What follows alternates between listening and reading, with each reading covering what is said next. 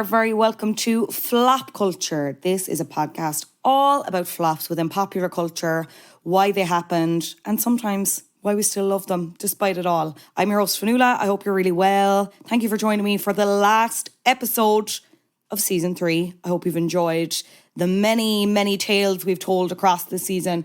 We're ending on a high. I'm really excited for you to hear about this week's flop with my guest. But before that, let's talk news.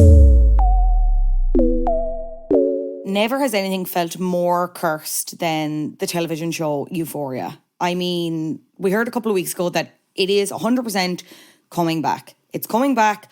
All of the key cast are returning. There's a time jump confirmed. They are starting filming January 2025, which is the chasm now between season 2 and whenever season 3 is inevitably released is now massive. Will they be able to kind of weather that storm with the fact that they are including a time jump? Who knows? I don't want to say I remain optimistic, but I think I've been very negative about it up until this point. So you know what? I'm going to go in with eyes wide open. I'm going to go in with a generosity of heart, shall we say, and we'll see how they get on. But following this news, there's this really interesting report around, you know, the reason why Euphoria season 3 has just been this mangled mess of a show, right? And I'll link it below because there's lots of things I can't get into. It mainly focuses on the creator, Sam Levinson, and how his relationship with Zendaya, who's obviously the lead actor in the show, plays Rue, struggling teenage drug addict, kind of loosely based off of Levinson's own experiences going to rehab as a young adult. Basically how their relationship has soured to the point where this next season has been a struggle. I will say, I'm not going to get into everything here, and I really, really do recommend you read it because there's some interesting insights into Levinson's character and his work relationship with his former creative partner who has recently passed away, which is really sad. And Levinson apparently wasn't allowed at the funeral. It's all very interesting is the word. But it kind of goes on to detail like how close Zendaya and Levinson were. Like they were thick as thieves on the first 2 seasons. Very, you know, like very heavily involved. Zendaya was actually shadowing Levinson on the second season with a view toward directing in season 3. Like she really wanted to be behind the camera. Obviously, they then went on to collaborate on Malcolm and Marie during the pandemic, which I didn't actually realise, like very heavily self-financed. And then who enters the fray? Abel Tesfaye, The Weeknd. He gets in touch with Levinson through his previous creative partner, and Levinson is just enamored by him. Like, obviously, The Weeknd, at this point, potentially still has really serious acting ambitions. So then it's like, okay, drop everything. Let's go on. We're going to produce The Idol, which I have talked about on Patreon. I hate that I have to continue to reference it so much because it is legitimately so dog shit. It's not even like so bad it's good. It's not camp bad good. It's just bad. I cannot believe how much time I wasted on it. In the event that you want to listen to a podcast episode on it, I spoke to Rebecca Keane about it, and that is on Patreon, as I said. So Levinson goes off, he writes this script for the pilot for The Idol, but he ends up spending so much time on it during Euphoria's season 2. So then writers and directors are having to step in. So then, which I think we already knew this, there were huge delays with the scripts because Levinson was dicking around with The Idol. And then Zendaya's getting annoyed because, you know, she wants the scripts. This was essentially like her breakout role. You know what I mean? She ends up asking for a meeting with HBO's people, demanding to know why the network was allowing Sam to turn his attention to another show, like another HBO show, when, you know what I mean? Look, Euphoria second season, not my fave. It's ropey. It's not perfect in comparison to the first. Is the first season perfect? Again, probably not, but season 1, good, solid. Season 2, not amazing. But you have something solid there, something guaranteed that people were, even if the third season ended up kind of being dog shit, which I don't think it would have been. I think it would have been messy. Zendaya is what makes that show, and the cast are really strong in it. So I don't think it ever would have been an out-and-out flop while we're here, as we're talking about them. But it seems mad then to piss away your time on a project where nothing is guaranteed, with the star that you don't really know what he's like, really at all. He's very good at music videos. He's a very successful musical artist. That doesn't mean he can act. You know what I mean? As we saw in The Idol. Anyway, so she's annoyed about this. She's ringing up HBO being like, what the hell is going on? Then you have that Rolling Stone quote-unquote expose for March 2023 that talked about how the Idol had gone off the rails and the workplace environment was so toxic. Zendaya reads this and is kind of, and this is where I will say it's unfair, she's being lumped in with this backlash because she has worked so closely with Sam. Like, she's endorsed Sam by doing Malcolm Marie as well as Euphoria. So she's getting blamed for it. This is actually what I find really interesting. Sources note that she was already a seasoned actress when she appeared in Euphoria 22, and she closely tracks the mood on social media. She is, like, it's obvious to me to read that now, but just to hear the admission, and I will say this obviously from a source, this is not from the horse's mouth, and like Zendaya would never admit that anyway, but you know, you have someone saying her image is pristine, says an executive who's dealt with her, and fans are turning against Sam, urging Zendaya to distance herself. Like, she knows she's the it girl, you know? Just fascinating, like. So then the relationship absolutely gone to dog shit. We're months later down the line as well. So then HBO is able to get Zendaya, Levinson, the HBO boys, they're in a room to discuss the creative issues. They really thought it was going to be a reconciliation. Did not turn out that way. Because you have Zendaya going to the HBO executive saying that she doesn't want Sam Levinson's wife on the project, essentially, to be the only executive producer on Euphoria Season 3. This is Ashley Levinson. And again, kind of goes into more detail in the piece as to why people don't really like her. Some people have issues working with her. Apparently she brings like a really strong personality to set. Read, not good, right? And Levinson's wife, Ashley, ended up replacing his former creative partner. So there's also that issue. And then I suppose, even just from a very simple perspective, like, Ashley and Sam are together. They're going to be a team. They're going to be protective of each other. They're probably going to back each other. There's a bias there, you know? Then you have the sources close to Levinson blaming Zendaya for dragging her feet because obviously she's having this huge success in film, like the Spider-Man franchise, Dune, Challengers. Basically, they were saying that she was trying to make it all about her, like the Zendaya show, whatever. To that, I would argue, and I mean this with so much respect to the rest of the cast, kind of is the Zendaya show. Then you have apparently Sydney Sweeney dying to return and adamantly wants Sam Levinson at the helm. And while this piece points out that like delays had led her to miss out on some big paydays, she really wants to come back. She feels really strongly about Sam, backs his work, and loves Euphoria, wants to come back. Jacob Elordi then, which I'm obsessed with this, has been aloof and ambivalent about returning. But now he is re-upped, which is, I mean, Jacob Elordi, he is giving aloof. I think I talked about this at the time, but when Levinson initially had a crack at an idea for the new season, he wanted Zendaya to be a private detective, insane behaviour. Zendaya wanted to play a surrogate mother, also a non-starter. But apparently now, HBO sources are saying things still aren't great, but they are thawing relations between Sam and Zendaya. And there is an inkling of an idea that will work, which I'm going to be honest, as a fan of the show, doesn't fill me with incredible joy. Like, I want more than an inkling, you know? Then you've loads of insights into around the Idol and the premiere and the Sam's kind of behaviour in the lead up to it, like very egomaniac-y, like raging, going out to parties and then turning up for premieres the next day to sit on panels to answer questions. And then obviously, as we know, Idol, flop, 2 thumbs down. And then in the midst of all of this, then you have Angus Cloud's death. Angus, who played Fezco on Euphoria, and you get an insight into Levinson, who was really trying to help Angus get off drugs. Apparently there were interventions. HBO paid to send him to rehab, only for him to die as a result of drugs. Like, that's obviously, how the fuck do you come back from that? And I suppose that is the issue around writing this new season as well and people coming back. I don't know. That coupled with this death of this creative partner who, even though things don't seem to be going on well between them, then again, obviously there are all the allegations that, you know, the aesthetic of Euphoria, if anyone remembers like the season 1 poster of Rue and she's crying and it's really purple and hazy, like that apparently Sam Levinson had worked with someone, you know, was kind of consulting with them on something and essentially then robbed all their aesthetics. Again, these are allegations, nothing has really come of this, I will say. But it's just, I don't know. Sam Levinson seems radioactive at this point. I don't know why.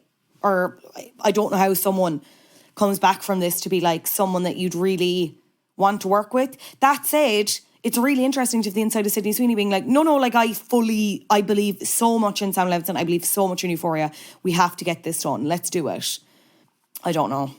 What way are we feeling about this new season?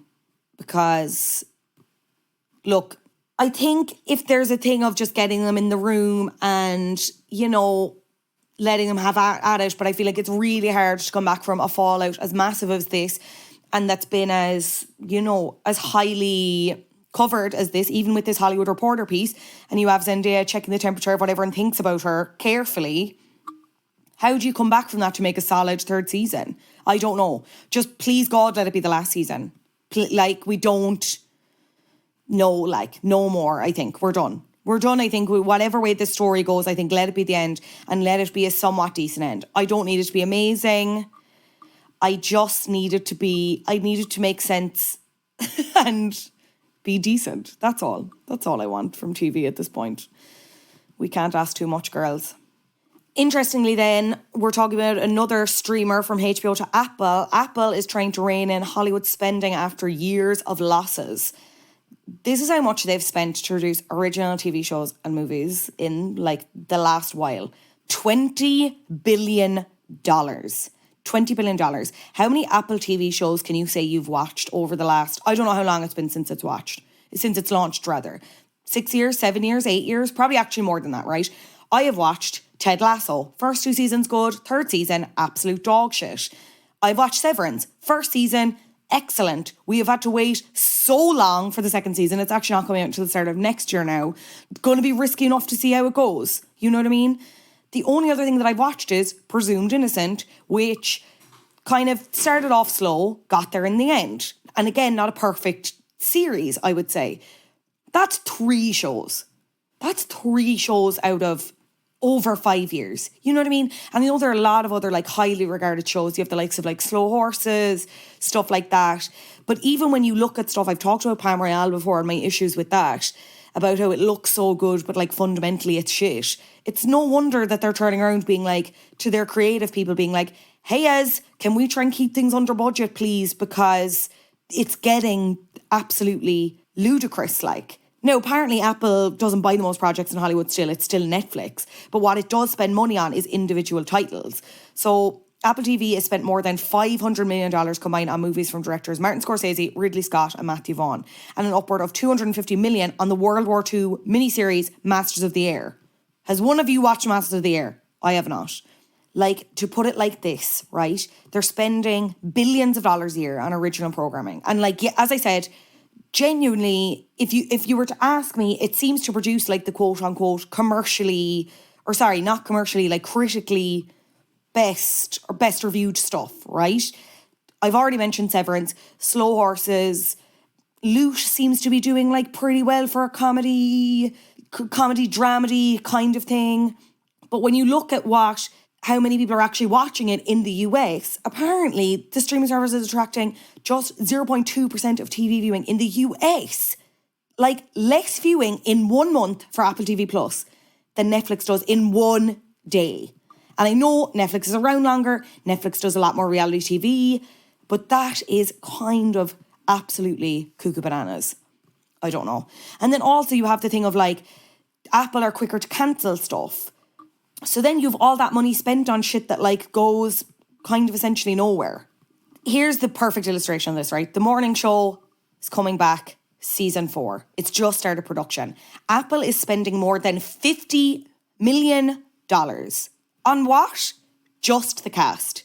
Just the cast. I can't even fathom how much Reese Witherspoon and Jennifer Aniston are making per episode. Because when they started for the first season, they got more than $1 million an episode in the first season. So what are they making now? For a show that is, again, essentially kind of dog shit. I don't know. Is there anything on Apple I'm missing out on that I need to start? When we finish Presumed Innocent, I'm banging the Slow Horses door again. I've obviously mentioned it 45 times since we started recording. I'm trying to get Cian to watch it. I don't know if he wants to, but we're going to keep trying. Is there anything else I've missed? I also haven't watched Loot, but I feel like I would enjoy Loot. If you've watched anything, let me know, and let me know what I should watch next. Because, God, girls, they need the money. They need the money, don't they? Poor fellas at Apple. Anyway, From some expensive flops to another, here is this week's. Released in 1995, Showgirls had all the makings of a hit. Directed by Paul Verhoeven, fresh of his success with Basic Instinct, and written by Joe Esterhaz, one of Hollywood's highest paid screenwriters at the time, Showgirls seemed poised to be a blockbuster. But issues around its tone, limited marketing, and some over-the-top performances by its cast members meant the film was heavily panned upon its release by the few who did see it in cinemas. Despite it all, Showgirls has gone on to build a cult following, not to mention inspiring and informing shows like The Idol. Joining me to discuss Showgirls is entertainment reporter Christian Guiltenane. Enjoy! Christian Guiltenane, thank you so much for joining me on Flap Culture. How are you? I'm fine and dandy. I'm pleased to be here. I'm very pleased to have you, and very pleased that you've chosen such a quintessential flop, because we've been flitting around the place this season doing things that maybe fall less outside the parameters. Your pick is an out and out flop in lots of ways, but maybe not in others. So let's talk about it. What did you pick? I picked the mighty Showgirls, and I'm surprised you hadn't done it before. I was really surprised that from all the episodes I've listened to, you hadn't done it. You did Grease 2, it's another one of my favourite films, but I was surprised you hadn't done Showgirls yet. So I'm pleased to have brought this to the fore. Yeah, it's never come up, obviously, but it's been one in the back of my mind where I was like, I really want to do this, mainly because I've never seen it, obviously, before this episode. So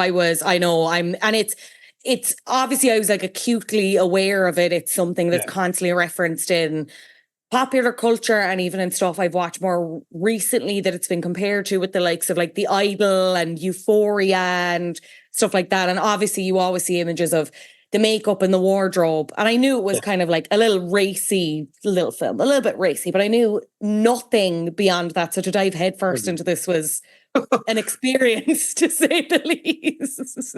So you saw it for the first time this week? Yes, for the very first time this week. Yeah, just middle of the day, working from home, laptop on the lap, tits on the TV. I was like, perfect. This is why I quit full-time work. This is what I do. This is why I did this. And how did you feel afterwards? Do you know what? It's a very conflicting film because obviously, again, I'm aware that it's gained this like cult status. So like today, I feel like I'd give it 4 stars. On other days, maybe I'd give it like 2.5.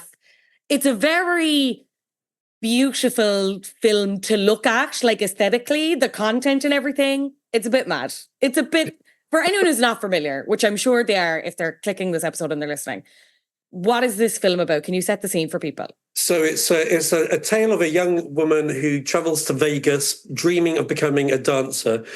And as it turns out, she becomes a stripper in Las Vegas, which is obviously where, that's the main kind of dancing, I guess, in Vegas. And she has aspirations to kind of become a better dancer, a more kind of respectable dancer in one of the big shows in one of the Vegas hotels. And so she'll try any which way to get there. But when she finally does get there, she realizes that all the people who run the businesses, run all the casinos and all the hotels are actually quite manipulative and use her and use people and destroy people. So it's actually quite, even though it's got this kind of camp appeal, this film, I think Showgirls is a bit like A Star Is Born, where it's this person trying to find success, trying to find fame. It's a little bit like Burlesque. It's a little bit like Coyote Ugly. It's all kind of it's that kind of film. All this film is kind of wrapped up in Showgirls. So Showgirls is that kind of classic trying to achieve success, but then finding out that success isn't everything you wanted it to be. What's your first memory of it? Like, had you watched it in the 90s when it came out, or did you come to it later? And how do more recent watches compare for you?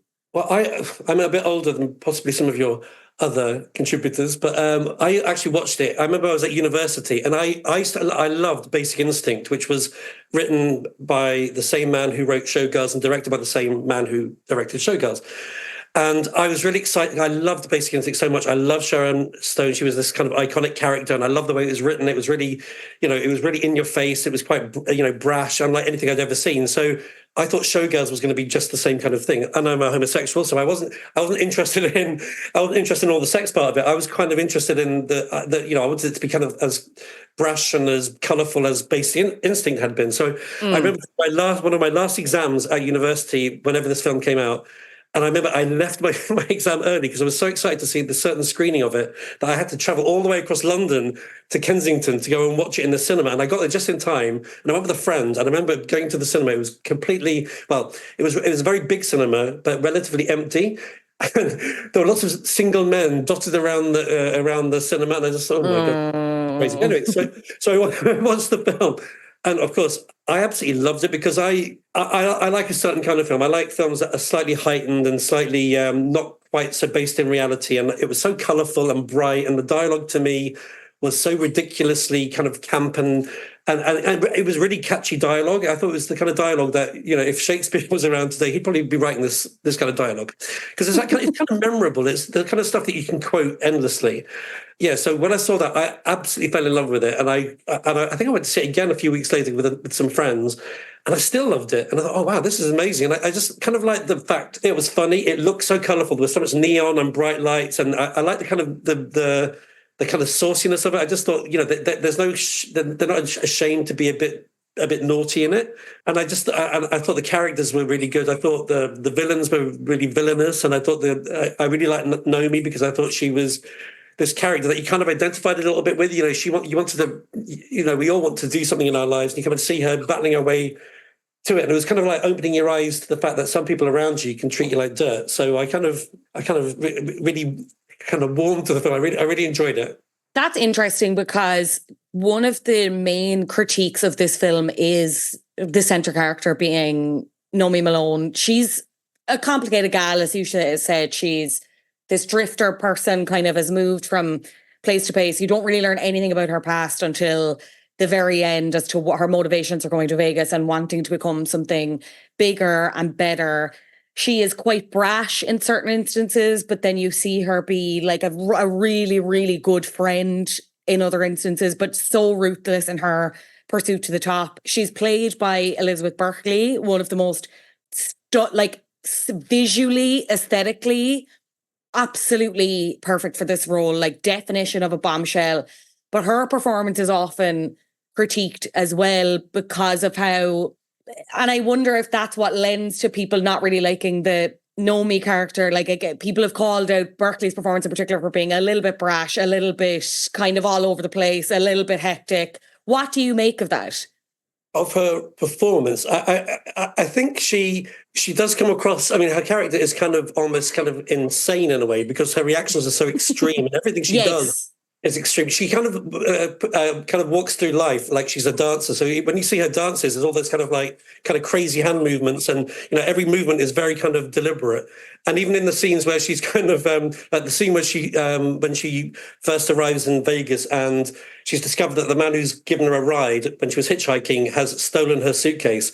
She throws herself against someone's car. Then the person who's Molly, whose car it is, comes over to see if she's okay, and then she dramatically throws herself to one side and vomits everywhere. So everything she does is kind of deliberate. It's very kind of like dramatic, very over the top, and yeah, she's quite a hard character, I think, to get to like to start with because she's very defensive, and when she meets some of the other characters along the way, she becomes this kind of she's not like the most friendly person. She's quite snappy, and if she doesn't like what she hears, then she's kind of snappy back. Yeah, it's interesting when you see the other names that were considered. Like, you had Pamela Anderson, Drew Barrymore, which is kind of gas, but I suppose you have to consider context of people's career, and at that time, like, this is not a role that she would go anywhere near now, which is hilarious.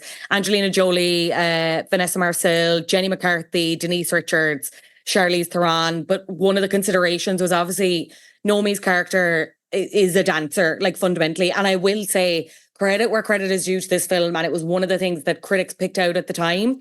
The dancing is phenomenal. Like, this is a good, if you're going to critique anything else about this movie, whatever, the dancing is absolutely electric. And I say that as someone who isn't hugely into dance movies, isn't hugely into dancing. when the dance sequences are happening, you are transfixed. They're so good. Yeah, especially that one where there's the diamonds being thrown onto the dance floor. Yes. Oh my God. It's one of those iconic moments. That scene is my favorite one because not only do you have that scene where they're throwing the beads on the floor, you also have this great bit at the end where she's being lifted up like she's Jesus at the end of the scene, and honestly, I remember leaving the cinema wanting to do it myself. I was loving it. I loved it. I really wanted to be Nomi Malone when I was that age, which is probably too old to want to be Nomi Malone, but I was really transfixed by her. I just love the fact that she was this bolshy character, even though that, yeah, anyway.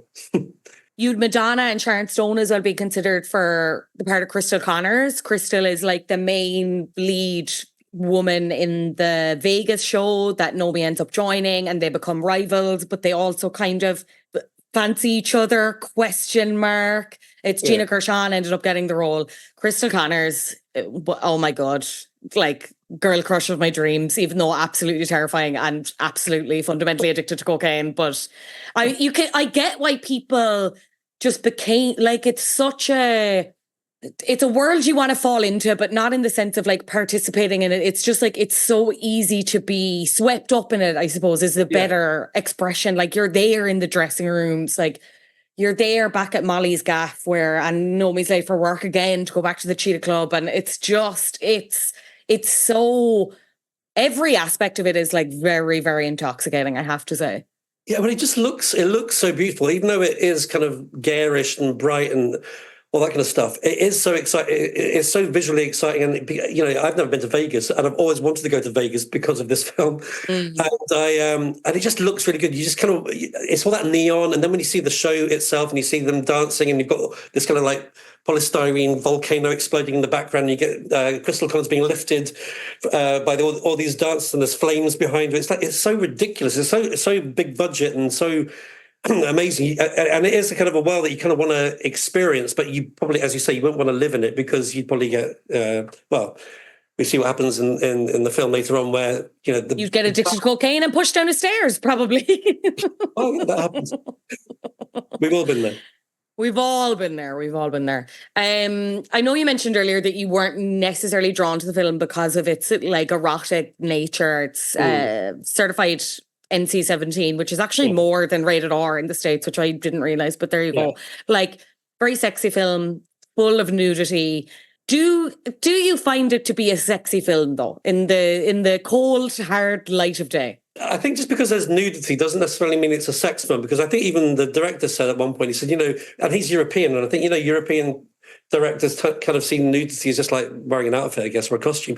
And I guess after a while, because it's set in Vegas and they're Vegas showgirls, that's their costume. So after a while, you don't really see the sex part of the nudity. There are a couple of scenes in it where there are sex scenes, and I guess maybe some people might find those erotic, but then again, without something pretentious, those scenes are kind of, I think they're clever in the sense that there's one scene where she's asked to do a lap dance by Crystal on the entertainment director, Zach, and Crystal's paying her to do it, and she's watching Zach being performed on.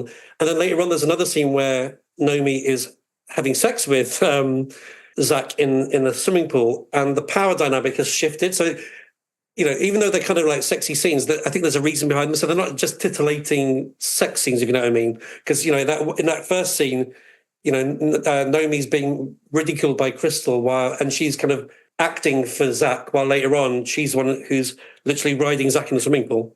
Yeah.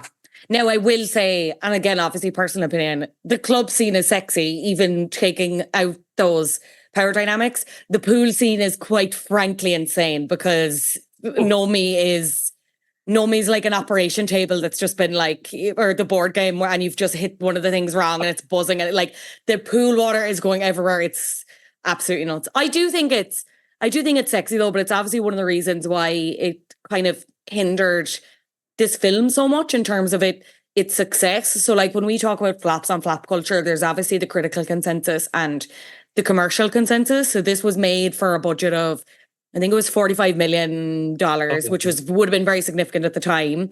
And it basically built all of this hype around the film, around the fact that it was NC-17 and it was going to have all this nudity. And erotic sexuality and all this. But then when it went to the box office, it only ended up making, I think it was 37 million-ish. I think a little bit more than that, but like under budget. It ended up making back its budget on home video rentals, which I found interesting. Again, would never happen in this day and age. I think it's still one of MGM's like top like bestsellers. But it's interesting because you have the writer of the film, whose name is or the script, Joe Esterhaz, yeah.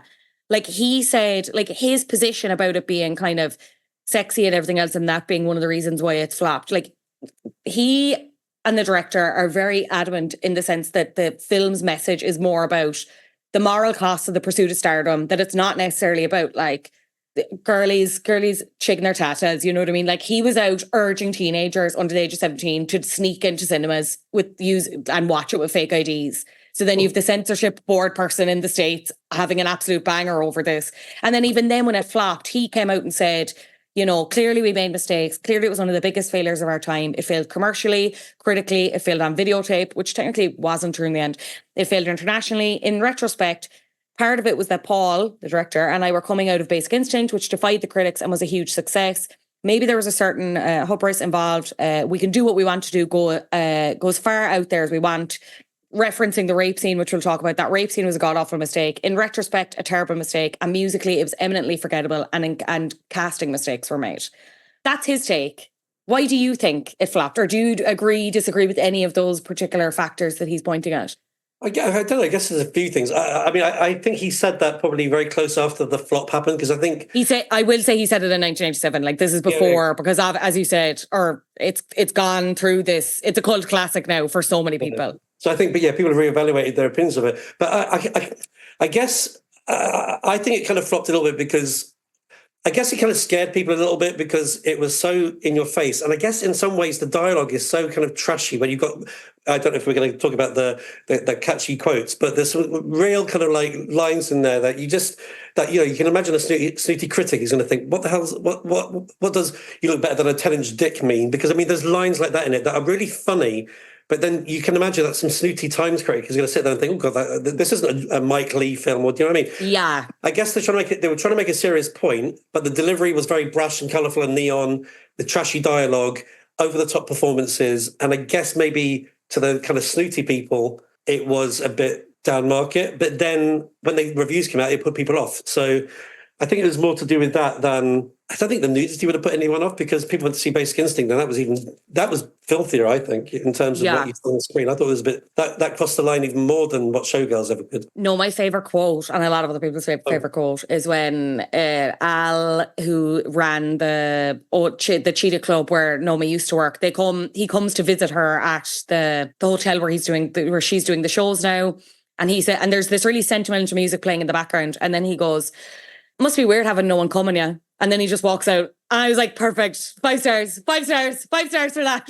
See, how many films do you get lines like that? I mean, and that's the thing, because there was this really lovely, touching scenes, and it's like a father scene where he's coming to see his daughter done well, and then as he walks off, he says that line, and it's so funny. And then you've got that woman who's also from the Cheetah, Henrietta, like the mama of the strip club gang. She says that bit where she says to her when she's leaving to go to the other casino or the other hotel, and she says, "Well, who's going to make you're the only one who can get my tits popping," because she does this thing with her dress that pops her boobs out, and it's the most ridiculous thing. But it's just those little lines that is just so funny, but they kind of work within the context of the whole thing. But I think that's why people, critics and people who like, you know, cleverer films, I think that's why they kind of look at Showgirls as a bit kind of worthless, because I think they think it's very throwaway and a bit kind of silly.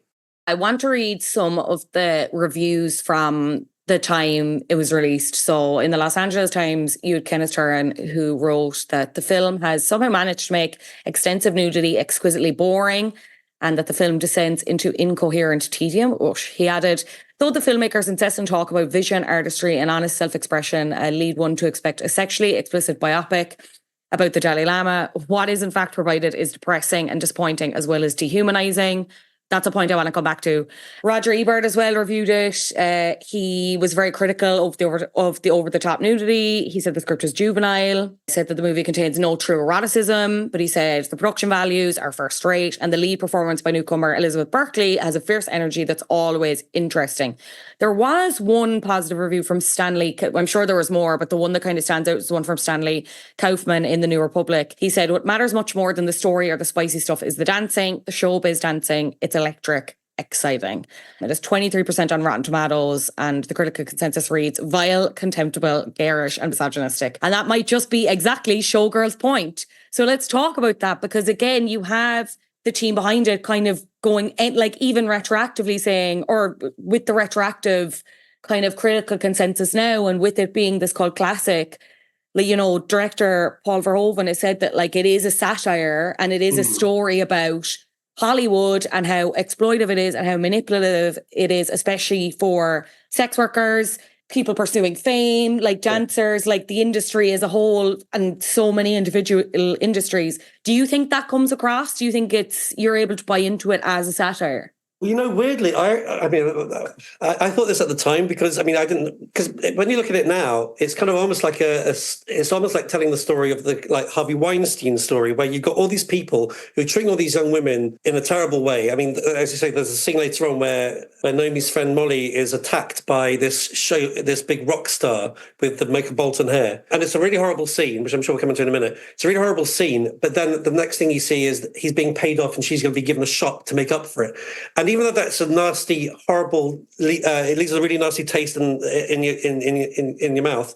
What they're trying to portray, that, you know, people use people walk over people, but they'll just throw money at things just to kind of make things better. I think that's the kind of point they're trying to make, and so I can kind of see that is kind of where they were coming from, because it is all about these young women who are trying to make something of themselves, but they're completely, you know, what's his name? The chap who worked at the Cheetah, he was saying to that new stripper, you know, I'll give me a blowjob at the end of the week, and the second time I'll make you swallow, or whatever it is. And, you know, everything was about using sex as a kind of currency. And, you know, if you do this, then you'll go places, and which is kind of like the Harvey Weinstein thing. So it's kind of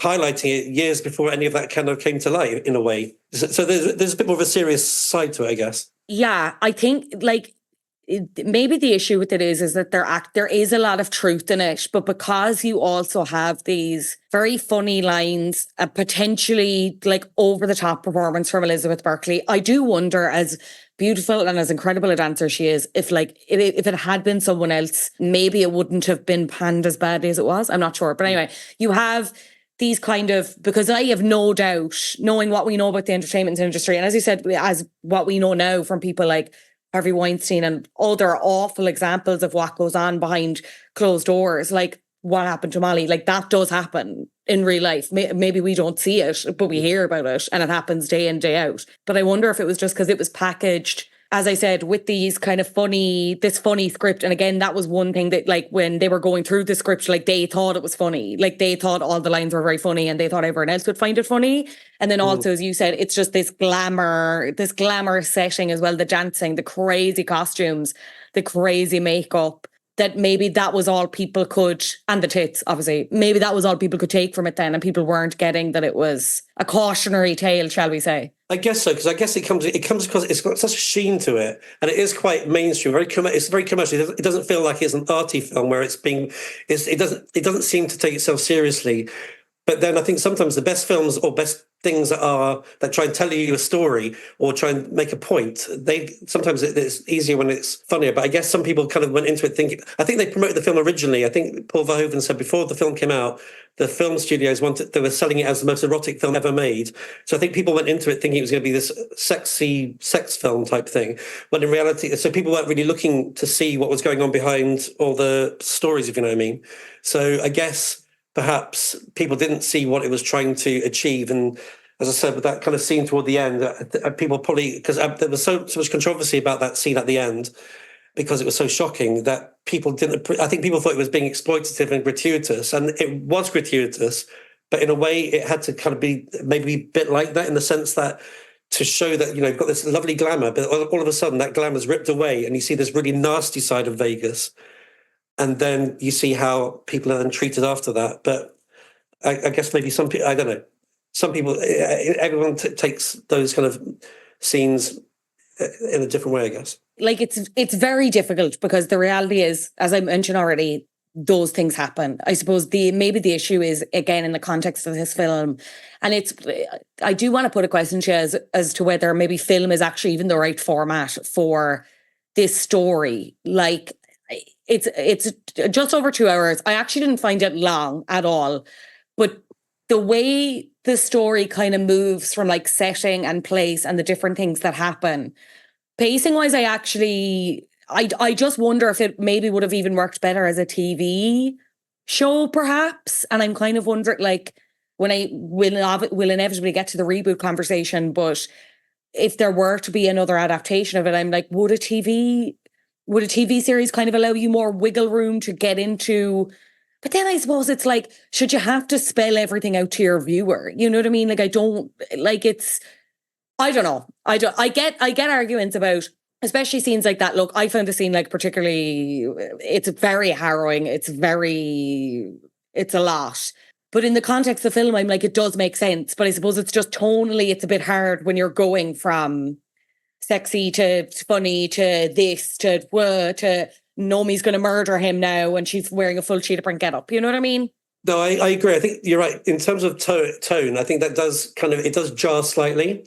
But I don't know, in a way, and I think also that scene is I think that for some reason on the DVD release of it now, they have, I think they cut that scene down when it came out in the cinema, and then when it released the DVD, they put the longer version in.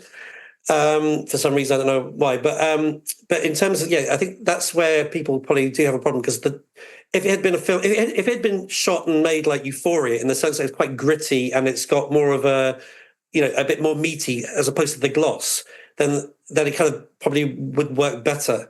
But because I guess, as you say, it's kind of quite camp and a bit like Dynasty from the 80s, where it's all kind of like, everyone's pulling it's all faces and people just being bitchy to each other. It's basically like a bunch of drag queens on the screen, really, isn't it? And it's kind of almost, it's too glamorous to be real. So that creates a certain tone in the audience's mind. And then when you do get something that's a little bit kind of harsher, then it does, it kind of doesn't feel quite right. Yeah, that's a really good point. And I think that makes the most sense. Like, everything else feels so not real. And then when something very real and very awful happens, maybe it's what pulls people out, which I do get. But then I guess also that part of that film, to go into that, at that part of that film, that's where the reality part of the film comes through, because as you said earlier on, we're led to believe that Naomi is a certain character all the way through, and then after this particular scene, all the sheen is stripped away, isn't it? Because we have that scene, and then we find out that, spoiler, that she isn't who we think she is, and that she's got this awful past, that she's done lots of bad things, and then at the end we see Crystal in the hospital bed where she's had all her makeup stripped away because she's been thrown down the stairs.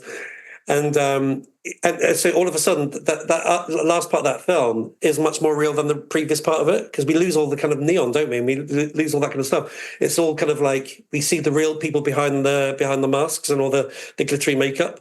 So maybe that kind of moment does kind of that moment in the film kind of takes on a different path to its ending in a way, because then she finds herself at the end, doesn't she? So yeah, I think that scene actually caused the film to be banned in Ireland when it came out, and probably lots of other places. But the Irish Film Censor Board at the time, the chair was Seamus Smith. They didn't give an explanation for the ban, but a lot of people put it down to the rape scene.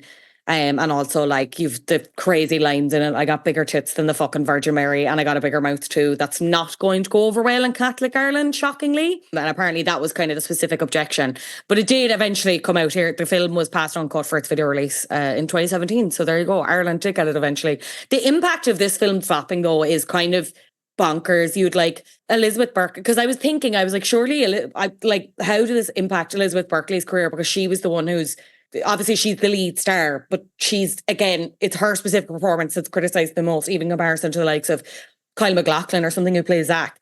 And Elizabeth Berkley's agent at the time, Mike Menschel, actually dropped her. And then when she was trying to get other agents, like, people would not take her calls. Now, she's gone on and she's She went on and did other bits, and she's kind of still a working actor now. But it's also that transition again, for people who are not familiar, Elizabeth Berkley was Jessie on Saved by the Bell, and then went and was Nomi in Showgirls. Like, that's an incredible actor pipeline right there. Just absolutely bonkers. And I know as well, Striptease with Demi Moore, that was coming out around the same time or a little bit later. And they really wanted to make a point of like distancing it from Showgirls, because Showgirls panned just so spectacularly. Let's talk about reboots then. You know, it becomes a bit of an awkward question because fundamentally reboots like very rarely work and are very rarely wanted, especially when stuff goes on to have this cult status and is very beloved by specific people and specific communities.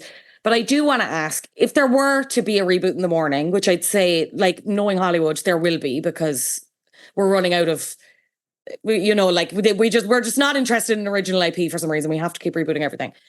Who would you like to see cast? Would you like to see it as another movie? Would you like to see it as a series? I don't know. I mean, I don't think it should be another film. I can imagine it being like you said earlier on, a series. But I think, as I said, I think the tone of it would be more like a Euphoria type thing, or like The Idol. Because I think actually, when I watched The Idol, I actually thought, oh my God, this reminds me so much of Showgirls, because it made me feel really uncomfortable watching it. I found it really horrible to watch. Although without any of the campisms, but I can see it being done as a TV series. But I think Showgirls should come back as a musical, but some kind of really big stage version, because I think it lends itself, I think, you know, a bit like Moulin Rouge in London at the moment, where you walk into the venue in the theatre, and then you're part of it. And I think if you did it like that, it'd be a really good stage musical. But I guess obviously you'd have to tone certain bits down of it. I kind of can't believe it isn't a musical already. Like, is that not mad? Like, that seems like a missed opportunity. I think there was an unofficial musical that a couple of people have done in the past, and the girl who plays Hope in the first film, she made Showgirls 2 that had some, which is awful kind of like filmed on a video camera type film, and it's got a few of the cast in it, but it's rubbish. But there was a musical a few years ago, but it's a very small, limited thing in America, so no one ever saw it. And it was all terrible songs. Yeah, so that Showgirls 2 is called Pennies from Heaven, and it follows Penny Slott, who we do meet in the first movie. Penny Slott, a stripper from Las Vegas, tries to become a star dancer on a dance television show.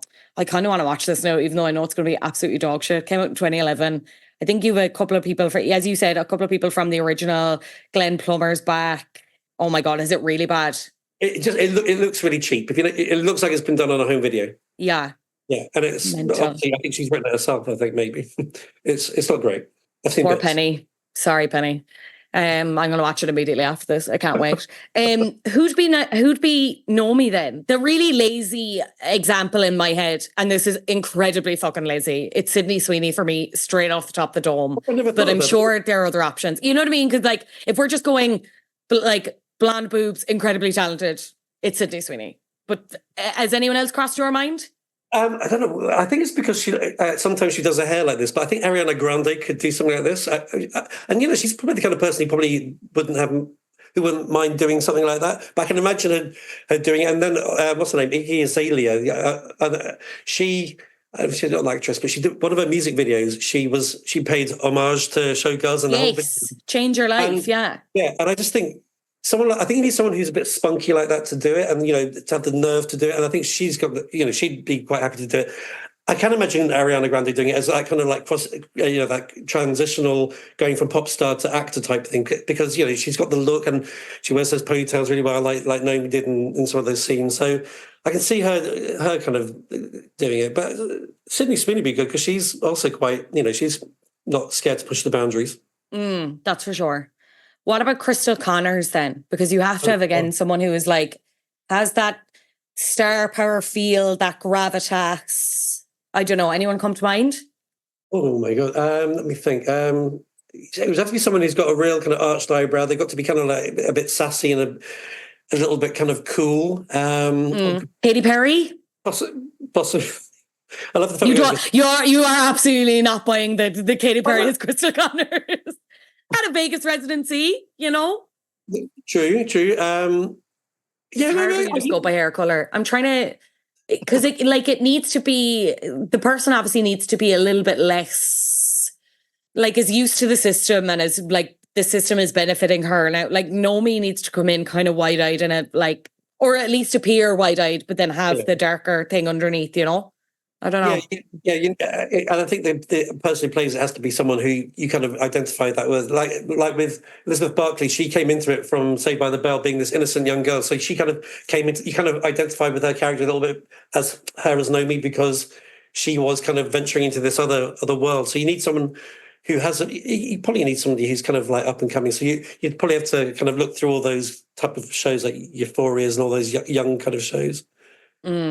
I can't think of Okay, I'm going to put it back to the listeners. If anyone has any ideas for our fan casting of the Showgirls reboot, let us know. I'm very intrigued. Christian, it's been such a pleasure to chat to you, and thank you for bringing Showgirls into my life. But before I let you go, let's round this off. Like, why ultimately do you think Showgirls flopped? And then why do you think people should revisit the film or visit the film for the first time if they haven't in the year of our Lord 2024? I think it flopped because I think people didn't know what they were going to see, and then they'd read the reviews, and the reviews from snooty people were saying it was rubbish. But then I think if you go into it completely blind and you like things like Burlesque and you like things like Coyote Ugly, then you'll love it, because it is, even though there's a serious story in the background, it's actually really fun to watch. You get very excited looking at all those dance routines. The bitchy lines are really funny. You'll come away having a hoot, and you'll love it. And if you, sometimes they show it in London, they show it in Prince Charles Cinema sometimes, and people, like in America, people kind of say the lines on the screen, and it's fun. It's one of these things where people get together and they can have a bit of a laugh with it, even though there is a bit of a serious side to it. But it is definitely worth watching if you've never seen it before. Absolutely. I couldn't recommend it more. Christian, where can people find you if they should want to? If you should want to be found? If they want to find me. You can find me on Instagram on Christian Guiltenane, at Christian Guiltenane. Try and spell that name if you can. Stunning. Oh, I'm going to try. Think of Christian Guilt and then fill the rest of the name in. Christian Guilt, very apt for our conversation. Love it. Absolutely love it. Yeah. Christian, thank you so much for joining me on Flap Culture. You're welcome back anytime. Much appreciated. My pleasure. Thank you very much. Thank you, Christian. I will leave all of his links below should you want to check him out. And thank you for bringing Showgirls to my attention. I really appreciate it. Maybe we should watch the second one for Patreon. Let me know if people want me to do that. Finally, girls, top of the flops. You're a flop. Guys, top of the flops is us, because I think we've killed Brat. Brat has been killed. Brat was supposed to be for the lay people, we'll say. Brat was supposed to be for the people who knew that knew. Brat was supposed to be for the messy girls, okay? Brat was supposed to be for cool people. And it has unfortunately been co-opted because of Kamala Harris. Kamala Harris, presumed Democratic nominee for the next presidential election, not confirmed, but has been endorsed by Biden, lots of other people, lots of celebrities. Caitlin Riley, who I might need to ask her for the lottery numbers, because she made this sketch about, soon after it was announced that Kamala had been endorsed and was probably going to run, made this sketch about Kamala's PR manager basically being like, girly, do you know what Chapel Roan is? Is it time to... Do you know what Brat is? Are you having a Brat summer? And look, even pre-Caitlin sketch, like, there were lots of people making Charlie XCX music edits to Kamala saying, you think you just fell out of a coconut tree? That bizarre thing that's become a meme that she said previously. But then, you know what? As much as there's something funny about people being in on the joke and people being willing to embrace fun and embrace popular culture and embrace music and have a bit of a laugh, this sticks in my craw. The whole her then rebranding her social media to be, the Brat Green, the Brat typeface. So now that we have people on Fox News and CNN trying to figure out what a Brat summer is, I mean, was this just not all supposed to be a laugh? Is it Brat to be dissecting things? And I think my issue is, you know what, like, again, I want a leading political figure that can have a laugh. The issue then is, especially with America, and people will go on and say, well, sure, it's America, it doesn't concern us. Babe, go back and listen to the Kim Kardashian flop air episode. If you don't fuck with politics, politics is going to fuck with you, right? They're the leading place in the world. Everything that America does will have an effect on us. This is a very crucial, critical election for us. And as much as like Kamala is not a perfect candidate, Kamala is continuing to still enable genocide in Palestine. That's a huge issue. There's also a thing of like, it's the lesser of two evils. Does anyone want Trump back? No, fundamentally, no. If you do, touch grass, seek help. The issue is it kind of feels like this massive distraction from what actually is going on and the seriousness of this election. Do you know what I mean? And I don't mean to be a fucking Debbie Downer, but it feels like people are using it, and we're even seeing it in Ireland now, like there are Irish politicians who are like rebranding as, you know, Brat Summer. Again, they're changing their ex-Twitter profiles to be in the Brat Green and stuff. It's so transparent because it's not genuine. It's not authentic. It's like, it's seeing a movement and wanting to co-opt it to be like, this is how I can get all of you, because it's very, how do you do, fellow kids? I don't know. Brat's dead, girls, anyway. R.I.P. Brat, gone but not forgotten. You either die a brat or live long enough to see yourself become Kamala Harris, maybe? I don't know. Anyway, that is it for me at Flop Culture Towers for season 3. Thank you so much for listening at any point. If you did, I really, really appreciate it. If this is your first episode, you're very welcome. I will be seeing you very shortly for season 4. You won't have long to wait, but I do have to get some interviews done. Have to chat to some people. Have to get them all scheduled. I'm very excited. If you haven't already, can you please take the Flop Culture listener survey? As I'm planning, it will help me make the next season even better, guest-wise, topic-wise, what you want to hear. This is your podcast as much as it is mine. So please let me know. I will link the survey in the show notes and the show description. Go there, take it. It's really helped me figure out the plan for the podcast going forward. We will not be taking a month off. Patrons, if you want to come over to Patreon, it's patreon.com/Flop Culture. You get at least 3 bonus episodes a month on more current flop bop discourse coming up. Myself and Cian Sullivan are reviewing all of Sabrina Carpenter's past albums ahead of Short and Sweet. Carla Kay is going to be back. We are going to be reading Pia Mia's book, her new book. Very exciting. We love Pia Mia, girls. And also, of course, Owen Keane is back to watch the 2nd episode of Sex and the City, Season 1, Episode 2. It's going to be great. Patreon.com/Flop Culture. You can get the audio only in feed and Apple Podcasts as well. Shout out to some patrons. Hello, Katie K. Hello to Riv Earls. Hello to Ellen. And hello to Alice. I hope you're really enjoying the Patreon. If you want to hear anything over there, let me know. We're on social media. It's at flopculture_pod everywhere you are on social media. And if you want to email us, it's helloflopculture@gmail.com.